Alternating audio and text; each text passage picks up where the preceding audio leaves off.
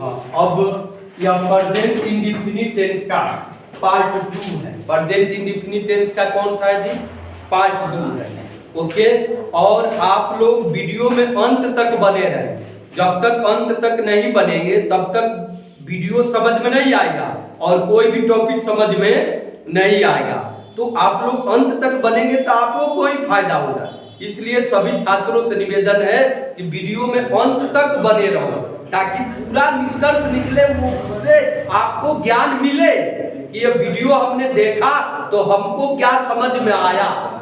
ठीक है, इसलिए वीडियो में अंत तक बने रहो और चैनल को सब्सक्राइब करो और वीडियो को ज्यादा से ज्यादा शेयर करो। क्लियर है?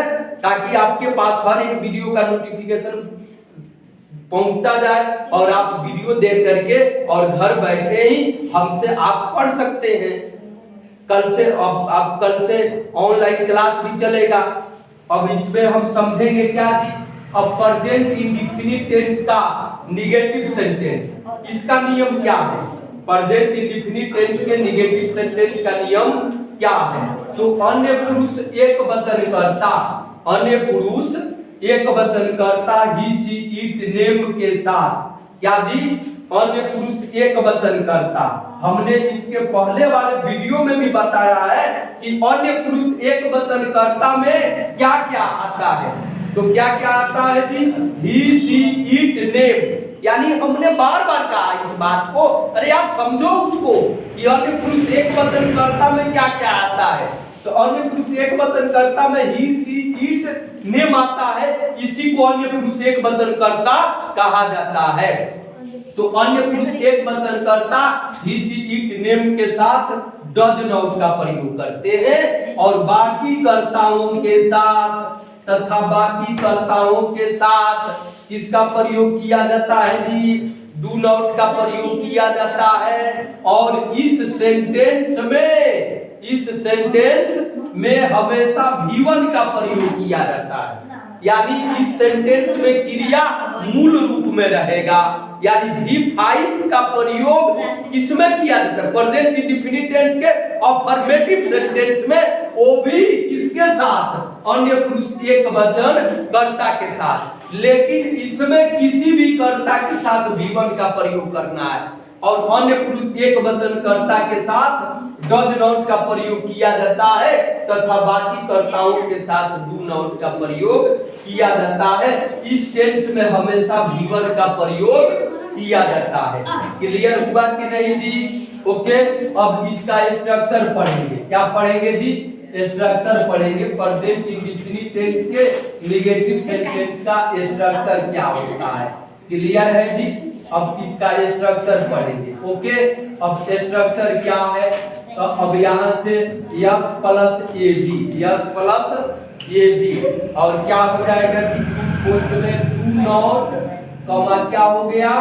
Does not plus V1 plus O. यह प्रेजेंट इंडेफिनिट टेंस का इंट्रोगेटिव सेंटेंस का क्या है जी? स्ट्रक्चर है। प्रेजेंट इंडेफिनिट टेंस के नेगेटिव सेंटेंस का स्ट्रक्चर है, नेगेटिव सेंटेंस का स्ट्रक्चर है। S plus A B do not comma does not plus V1 plus O. अब इसको समझना ध्यान से। जैसे राम गेंद नहीं खेलता है, राम गेंद नहीं खेलता है, नहीं खेलता है। अब बिल्कुल ध्यान से समझना। जैसे राम गेंद नहीं खेलता है, प्रेजेंट इंडेफिनिट टेंस का नेगेटिव सेंटेंस। अब इसका सब्जेक्ट क्या है? तो राम है, तो क्या लगाएंगे जी? राम हो गया। अब राम गेंद नहीं खेलता है तो सब्जेक्ट तो हमने ढूंढ लिया। अब राम के साथ डिसाइड करेंगे कि डू नॉट लगेगा कि डज नॉट लगेगा। तो राम के साथ क्या लगेगा जी? डज नॉट लगेगा। क्यों लगेगा? क्योंकि राम अन्य पुरुष एक वचन करता है, तब इसके साथ राम डज नॉट। कहां तक पहुंच गए जी? यहां तक पहुंच गए। अब हमको क्या लगाना है? V1 लगाएंगे। तब इसमें भी क्या है? खेलना। तो राम डज नॉट प्ले। उसके बाद से क्या देंगे जी? ओ ढूंढेंगे। तो वो क्या है? गेंद। तो Ram does not play A ball. Ram does not play a ball. Clear हुआ कि नहीं जी? Ram does not play a ball. Okay, कोई play a ball. Clear है? Okay.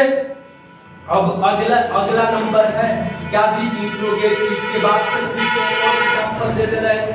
एक और एग्जांपल जैसे में क्या हो जाएगा? हम लोग किताब नहीं पढ़ते हैं। हम लोग किताब नहीं पढ़ते हैं। हम लोग किताब नहीं पढ़ते हैं। तो हम लोग का क्या हो जाएगा जी? वी हो जाएगा। और वी के साथ ए भी में डू नॉट लगेगा कि डज नॉट लगेगा? तो वी के साथ ए भी में डू नॉट लगेगा ना। अब डू नॉट क्यों लगेगा? क्योंकि यह अन्य पुरुष एक वचन करता नहीं है, इसलिए क्या लगेगा जी? Do not. तो वी डू नॉट। उसके बाद से कहां तक पहुंच गए? अब V1 पकड़ेंगे तो वी डू नॉट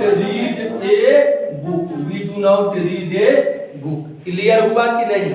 ओके, कोई प्रॉब्लम नहीं ना है? क्लियर। अब अगला सेंटेंस प्रेजेंट इंडेफिनिट टेंस का पार्ट 3 में मिलेगा। इसमें मिलेगा जी पार्ट 3 में। क्लियर है?